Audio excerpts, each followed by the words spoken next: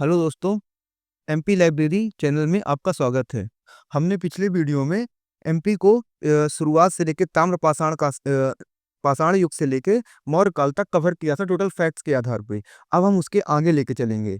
और दोस्तों, हम इस चैनल में अभी क्या करने वाले हैं कि एमपी पूरा कवर करेंगे।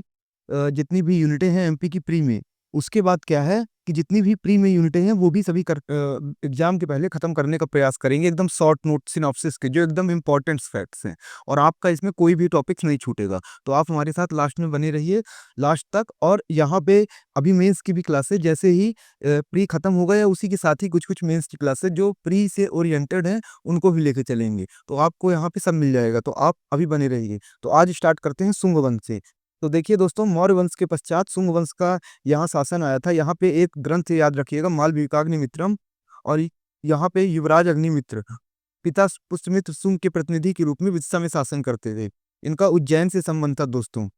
शुंग अब इसके 8वें शासक भागवत, या इसको भागभद्र भी बोलते हैं, इनके यहाँ राजदूत आया था। एंटियाल किट्स का ग्रीक शासक था।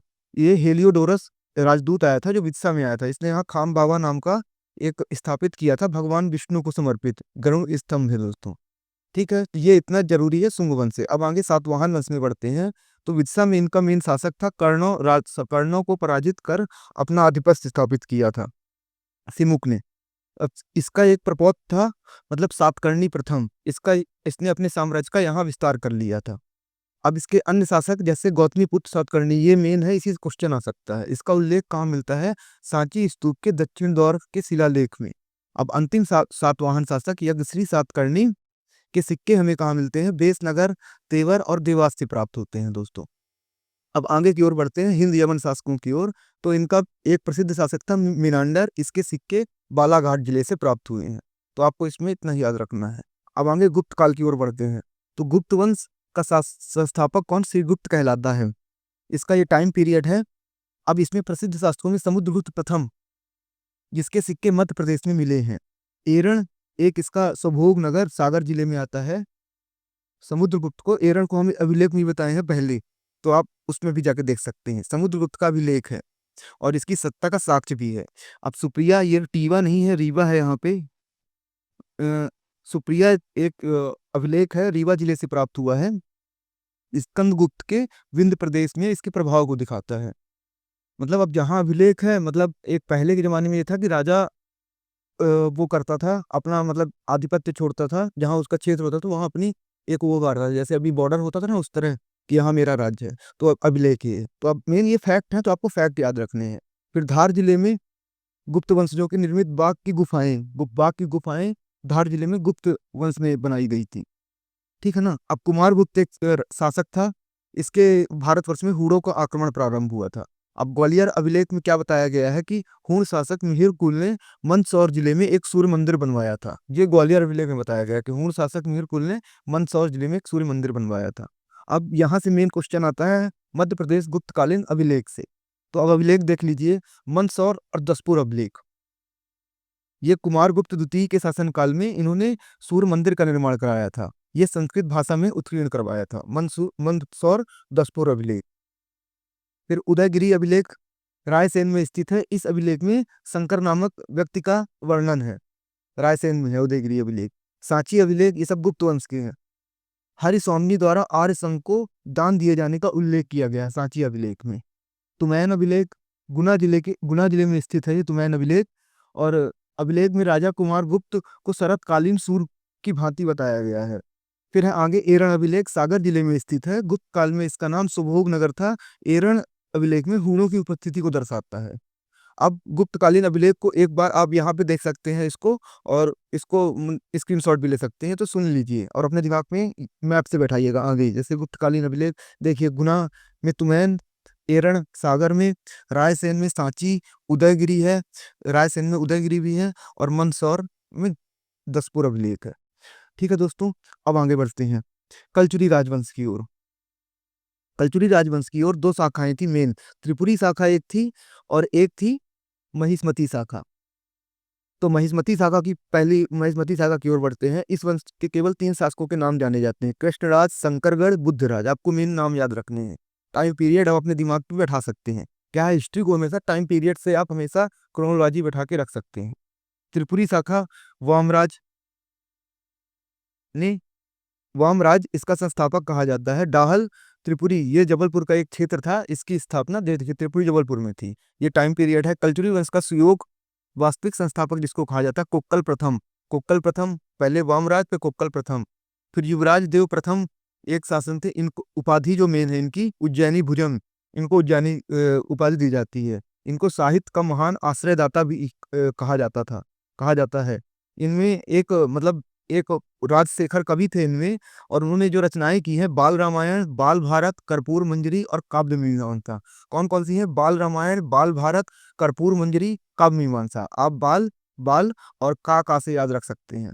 अब भेड़ाघाट में राजधानी के समीप भेड़ाघाट जबलपुर में एक ये गोलकी मंदिर, 64 योगिनी मंदिर भी इसको गोलकी मंदिर भी बोलते हैं, गोलाकार एवं खुले छत रहित मंदिर का निर्माण करवाया था। और इसी के समीप गोलकी मठ स्थित था, या उसका नाम गोलकी मठ भी बोल देते हैं। अब अगले नेक्स्ट शासक इसी में बढ़ते हैं। त्रिपुरी शाखा में जो है लक्ष्मी कर्ण, या इनका नाम था कर्णदेव, ये इनका टाइम पीरियड था, देख सकते हैं। कल इनको आप ऐसे भी कनेक्ट कर सकते हैं कि जब मोहम्मद गजनवी या गौरी आक्रमण कर रहे थे उस समय कलचुरी राजाओं में सबसे अधिक प्रतापी राजा यही था। इसको ये क्या है, बहुत सैन्य मतलब वो अ, हमला किया कई उसमें दूसरे राज्यों पे, और युद्ध में निरंतर व्यस्त रहता था, इसलिए इसे हिंद का नेपोलियन कहा जाता है।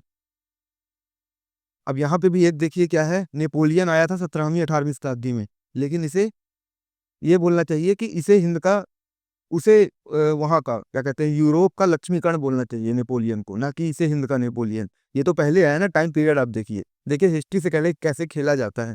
ऐसी कई सारी चीजें हैं। चलिए अभी तो अभी अपना और मतलब उद्देश्य अलग है, सिलेबस खत्म करना एग्जाम के पहले। अब मालवा के परमार वंश की अपन ऊपर की आगे की ओर बढ़ते हैं। तो मालवा के परमार वंश में मेन शासक पहले थे उपेंद्र कृष्णराज। इनका ये टाइम पीरियड था।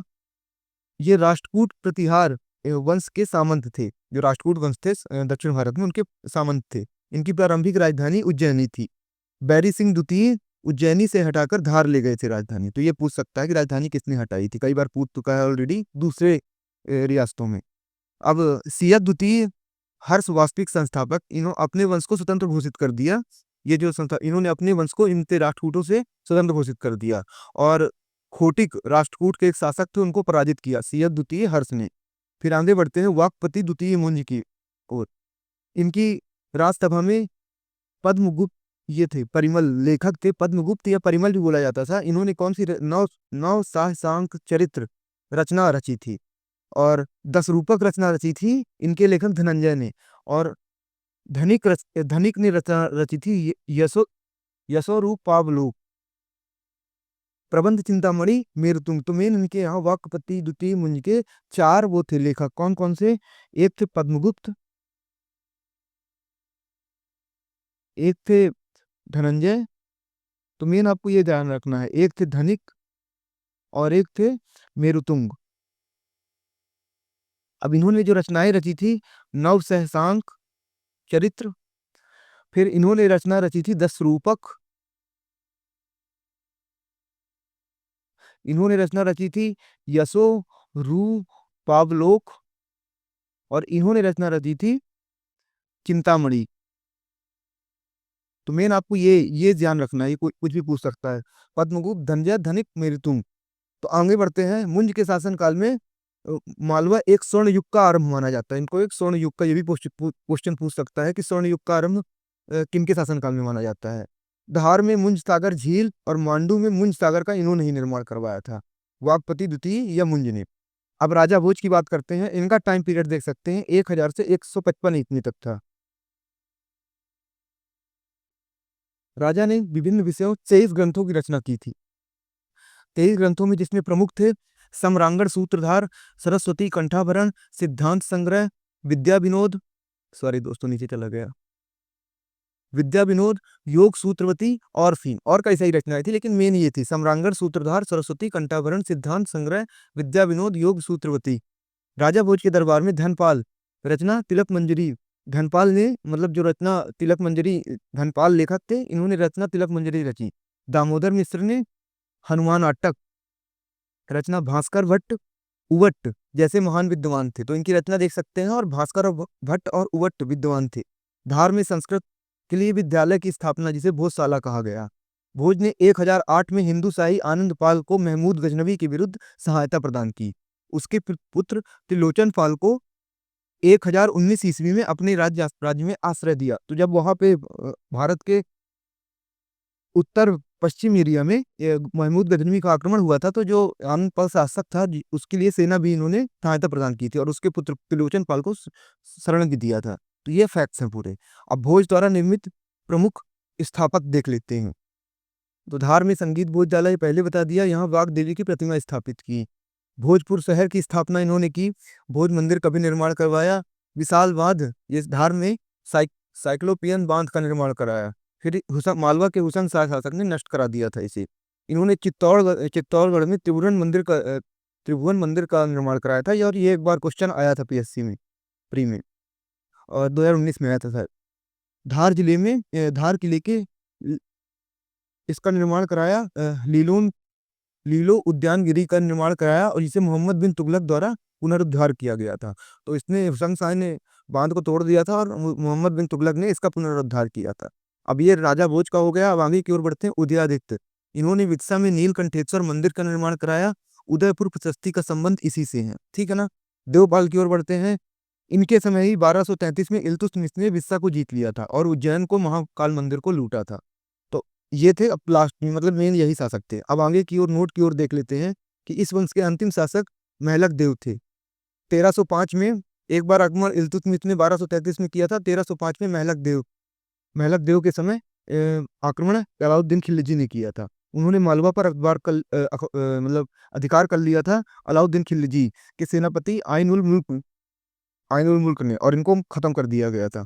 मालवा राज को दिल्ली सल्तनत में शामिल कर लिया गया तो 1305 में, ठीक है दोस्तों। महलक देव, उसके पहले इल्तुतमिश ने भी किया था, महाकाल मंदिर में किया और विदिशा को जीत लिया था। अब जेजाक भुक्त के चंदेल देख लेते हैं। नेक्स्ट जो वंश है, इसके संस्थापक हैं एक राजपूत राजा नन्नुक, चंद्रवर्मा भी इनको बोलते हैं। 831 ईस्वी में इन्होंने स्थापना की थी। मूल स्थान मनियागढ़ माना जाता है। राजधानियां इनकी खजुराहो, कलिंजर, महोबा 3 थी। अलग अलग समय में परिवर्तित हुई। शासक कौन थे? जय शक्ति थे, राहिल थे, हर्षवर्धन थे, यशोवर्मन, लक्ष्मण वर्मा थे। तो शासक ये थे: जय शक्ति, राहिल, हर्षवर्धन, यशोवर्मन, लक्ष्मण वर्मा। तो ये इतने शासक थे। जैसे आप चंदेल, ठीक है ना। अब आगे यशोवर्मन को थोड़ा देख लेते हैं। चंदेल वंश के प्रथम स्वतंत्र और सबसे प्रतापी राजा यशोवर्मन था। कन्नौज पर आक्रमण कर इन्होंने प्रतिहार राजा देवपाल को हटाया था। उससे एक विष्णु की प्रतिमा प्राप्त की और उसने खजुराहो की विष्णु मंदिर, इसको लक्ष्मण मंदिर भी बोलते हैं, वहां स्थापित थी। तो यशोवर्मन चंदेल वंश के प्रथम और स्वतंत्र सबसे प्रतापी राजा थे, ठीक है ना। ये आप ध्यान रखिएगा।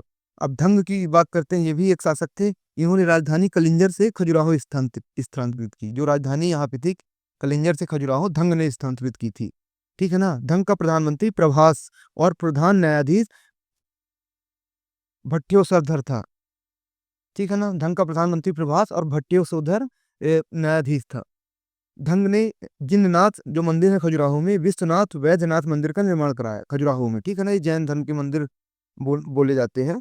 तो धंग ने जिंगनाथ और विश्वनाथ और वैद्यनाथ मंदिर का निर्माण कराया। अब विद्याधर की बात करते हैं। तो चंदेल शासक ने विद्याधर, कन्नौज के प्रतिहार शासक राजपाल की हत्या कर दी, क्योंकि उसने महमूद के आक्रमण का सामना करने के पहले ही आत्मसमर्पण कर दिया था। तो इसने गुस्से में आकर उसकी हत्या कर दी। कंदरिया महादेव मंदिर का निर्माण और लुगाते हिंदवी की रचना इनके काल में हुई। लुगाते हिंदवी की रचना, ठीक है। अब कीर्ति वर्मन की बात करते हैं। तो राज्यसभा में जो रहते थे वो कृष्ण मिश्र रहते थे लेखक। उन्होंने प्रबोध चंद्रोदय की रचना की। सॉरी दोस्तों, प्रबोध चंद्रोदय की रचना की। कीर्ति वर्मन ने महोबा के समीप कीर्ति सागर नामक जलाशय की रचना निर्माण करवाया। महोबा कीर्ति सागर नामक, ठीक है। अब नेक्स्ट शासक की बात करते हैं। परमर्दी देव आला उदल इन्हीं के मतलब सेनापति थे। जसराज के पुत्र थे आला उदल। इनके 2 सोना नायक थे, दरबार में जो रहते थे पृथ्वीराज चौहान से। इन्होंने ही आला उदल ने युद्ध किया था और अपनी जान गंवाई थी। परमर्दी देव 1202 ईस्वी में कुतुबुद्दीन ऐबक की अधीनता स्वीकार कर ली थी परमर्दी देव ने, ठीक है। और उसके मंत्री, मतलब इनके एक मंत्री थे अजय देव परमर्दी देव के, तो इन्होंने हत्या कर दी क्योंकि उन्होंने अधीनता स्वीकार की तो हत्या कर दी। अंत में 1205 ईस्वी में चंदेल राज्य को दिल्ली सल्तनत में मिला लिया गया। तो फिर इनको उसमें मिला दिया गया, जैसे आप के चंदेलों को 1205 में। ठीक है, इसमें नोट देख लीजिए कि मुख्य रूप से कीरत सिंह, जो रानी दुर्गावती के पिता थे, अंतिम चंदेल शासक माना गया था। 1545 ईस्वी में शेरशाह सूरी से पराजित हुए थे। तो कीरत सिंह रानी दुर्गावती के जो पिताजी थे, उनको अंतिम चंदेल शासक क्वेश्चन पूछा जा सकता है कौन थे। ठीक है, परमर्ददेव से आपको यहाँ पे खत्म हो गया जीजावती के चंदेल। अब कछवाहा वंश की बात करते हैं। इसको कच्छपाद वंश भी बोलते हैं। इसके संस्थापक लक्ष्मण या वज्रदाग्ने थे। लक्ष्मण या वज्रदाग्ने, इनकी शासन अवधि 10वीं से 12वीं शताब्दी के मध्य थी। ठीक है, संबंधित क्षेत्र थे इसके भोपालचल, मुरैना, ग्वालियर, भिंड, शिवपुरी, दतिया, श्योपुर, मतलब ऊपर का वही पूछा क्षेत्र। प्रमुख शासक वज्रदांगने, मंगल राजा, कीर्तिराज, गदिपाल, अजयपाल, ये इसके प्रमुख शासक थे। क्लास लंबी हो रही है दोस्तों, लेकिन इसको खत्म करके फिर अगला नेक्स्ट उसमें खत्म करेंगे। तो इनके विशेष ढोला मारू गीत इसी कछवाहा वंश से ही हैं। इनके शासक महिपाल ने ग्वालियर किले में सहस्त्रवाद मंदिर का निर्माण करवाया था।